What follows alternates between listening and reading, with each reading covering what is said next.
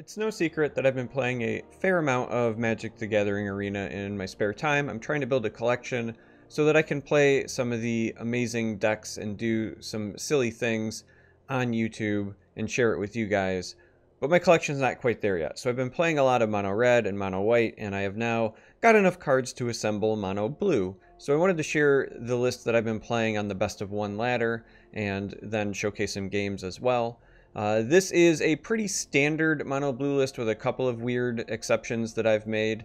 I am running 4 Curious Obsession. This card is kind of integral to the success of the deck because this allows you to keep your resources flowing. It also helps buff your little guys with evasion, and by that I mean Mistcloak Herald, Pteramander, and Siren Stormtamer. Believe it or not, these 1/1 bodies for 1 that you play typically on turn 1 are your best win condition. You'll try to slap down a Curious Obsession and you're gonna probably poke them at least halfway to death with said creature, and you're going to then protect that creature with a array of counter spells and or protective things like Dive Down, for example. Some of the other counter spells you are running are things like Spell Pierce. There are 4 Wizard's Retorts, and then I'm personally running 2 Quenches in best of 1 just because I want a maximum number of ways to protect my guys, and Quench has been pretty good for me in both Esper and the red matchups, and there's an awful lot of mono red and Esper control on the ladder lately, so it's pretty good to hedge your bets against them. So I'm not running cards like Chart a Course at the moment, where I would consider that in like a best of 3 lineup. You're also running Opt just to cycle through. It also helps you put instants in the discard pile for things like Pteramander. And there's also 1 Blink of an Eye. This is mostly for either removing an annoying blocker. In the mono red matchup specifically, it's like Phoenixes, or sometimes if you can stall out a Teferi, if people make a misplay, things like that, then it helps. 4 Merfolk Tricksters. This is a wizard, so it helps with your retorts. It's something that you can play with Flash, which is nice because you want to leave your mana open for counter spells, and then if necessary you can Trickster. Because it also, when it enters play, it targets a creature and they lose all abilities. This can help you deal with first strike creatures. It can make it so that it can block a creature with flying because it'll lose flying, and then you can block with the Trickster. That's really good against White Weenie, for example. You can trade very nicely with Healer Hawks and things like that. There's just a lot of utility with Merfolk Trickster. The fact that you can just flash it in and tap something down, entirely relevant. And then the last card is your true finisher. So after you've hopefully played, a couple of creatures early on, and you've poked somebody, death by 1,000 paper cuts, Tempest de Djinn will come in, clean up the game for you, hopefully. You typically don't play this on curve. It's a great creature at 3. A 3/4 flyer for 3 would be amazing, but in my experience, you're usually playing this when you have 4 or 5 mana because you want to be able to protect it when you play it. There's nothing worse than playing this and having it get nuked immediately, so you want to be able to protect it with either like Dive Down or Spell Pierce or a Wizard's Retort if you've already got something like Siren Stormtamer on the board, or even just having Siren Stormtamer to protect your Djinn. Whatever the case may be, you want to keep this thing alive and use it to get you the rest of the way to victory. So again, pretty standard mono blue list. I'm sure there's not many surprises outside of maybe the Quenches. Typically this card would be something like Chart a Course, or some people like to run the counter creature spell, put a +1/+1 counter on your own creatures, and I think that's really good in best of 3, but in best of 1 it's like a dead card against Esper, and then sometimes you'll trip over yourself because you don't want to put the counter on Pteramander because then that means you can't adapt it later. So right now for the best of 1 ladder, I'm not running it, and instead I'm just going with Quench. You could also, if you really wanted to, run something like Syncopate, but a lot of time you don't have a lot of leftover mana. This deck does only run 20 lands, and everything here is essentially costing 3 or less, so you're never going to do these big, like, counter your spell unless they pay 5 sorts of things, so I think Quench is fine. And anyway, this is the list. So like I always do when I do these deck spotlights, now we're going to go play some games so I can show you the deck in action. Alright, here we go, diving into some games on that mono blue list, and this is Not great. I mean, we're going to keep it. 3 lands actually might be a little much in the opener because it could lead to some flooding. We're going to open with the Storm Tamer. I think more important to get a wizard on the board so that your retorts are cheaper than the alternative. But we also would love to see some curiosity in the early game. We don't have any. So we're gonna go ahead and get our poke in end the turn. So it'd also be a good time for like even a trickster just to trade with this.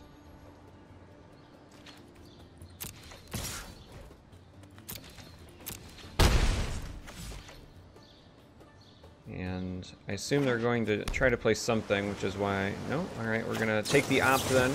We're trying to leave our mana open for the retort. The Herald's not going to help us out. Spell Pierce will, though. Quite a bit. Now, against blue-green, we're worried about counterspells ourselves, so again, we don't want to slap this down quite yet. We would like to get to where we can maybe protect it against counterspells with our own Spell Pierce. So we're going to go ahead and get that attack in, and then we're going to leave enough mana open for at least one retort. So we're going to go ahead and develop one of our Terramanders here.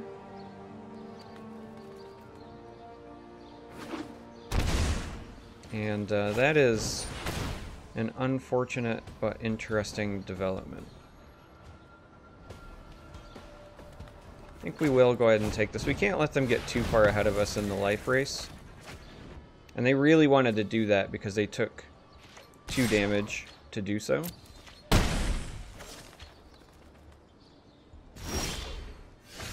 And unfortunately, we did not find another land. So we'll continue our Death by 1,000 paper cuts. Develop another Terramander. Which, you know, we can pay 6 to adapt a Terramander right now. We'd ideally like to get some more instants here. This we will go ahead and use the Spell Pierce on, since they can't pay it, and we want to save the retort for potential creatures. Trickster will be nice because that will allow us to hopefully trade here. Again, we could develop this. They don't have counter spells open, but they do have this Watery Grave. So if we don't have mana open to protect it with a Storm Tamer or something like that, then we are again in a not great situation. So we're gonna continue our Death by 1,000 paper cuts and again, I guess develop one of these. Leave the mana open for the retort.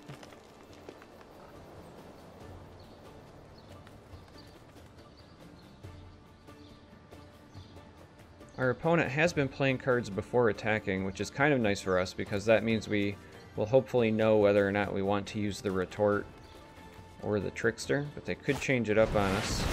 Nope, they're going with that, so we will absolutely retort that. They're still going to get the trigger, unfortunately for us. But we do not want to deal with that big boy on the board. And we did find our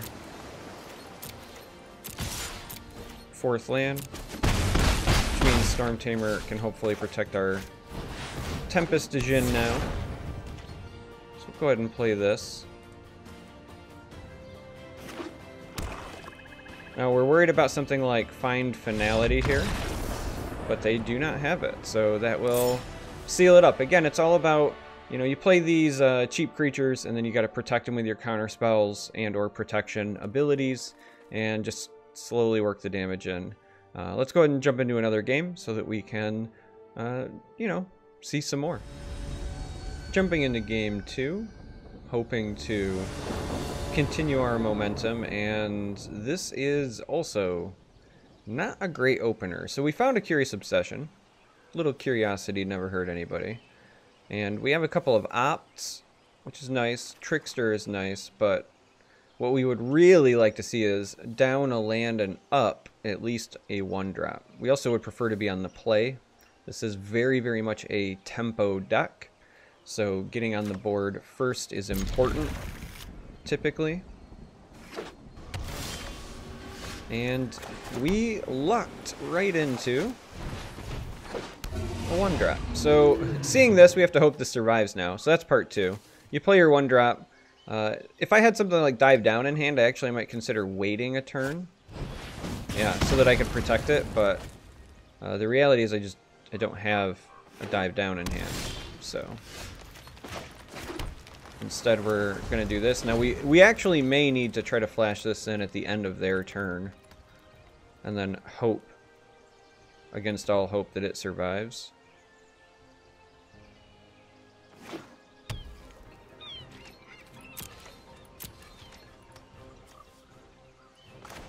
So we're gonna try it and get counterspelled. Okay. And then not immediately find another creature. We certainly don't need more land. So we'll go ahead and grab the Pteramander here and hope that they don't have even more removal, because again, we need something to stick, and then these obsessions will be pretty fantastic. But the kind of deck that we are playing against is typically not very kind to us. Yeah, we're fine with a Storm Tamer. That'll allow us to protect this. If we can resolve it, we should be able to.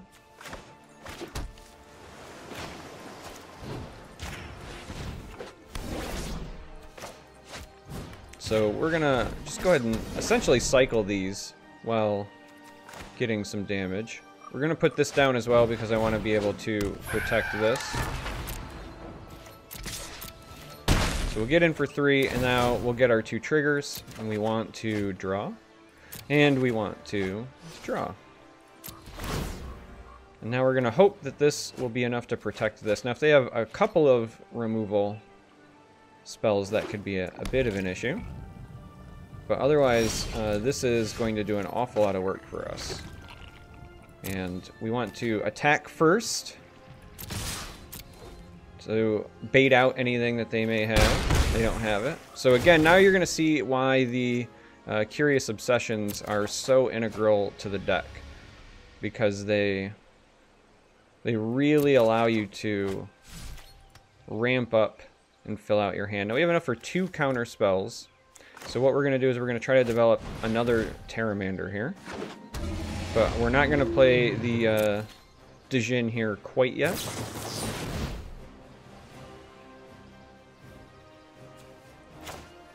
I'm actually okay with quenching this because they're tapped out.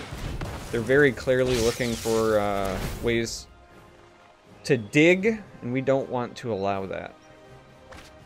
So if they have to jumpstart this again, then that's fine. Now again, they're mostly tapped out.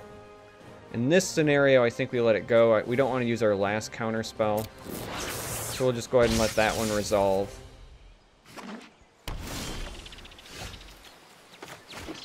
And then we need to start thinking about, so it's going to cost us 5 at the moment to adapt to this, which is not really economical. You can always cycle this as well, but 5 is not great. So we're going to go ahead and get some attacks in. Draw some more cards.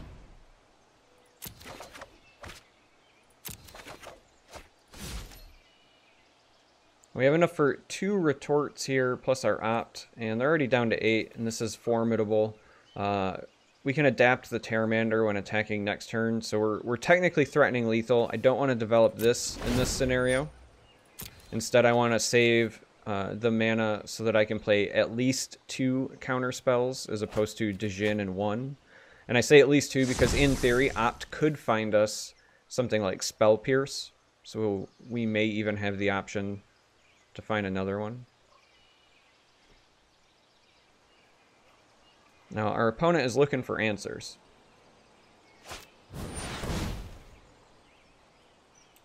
So we're gonna start by trying to opt and see if we can find a Spell Pierce to make them pay for it. We don't want this to go off. We don't need more land, so we'll take a gamble.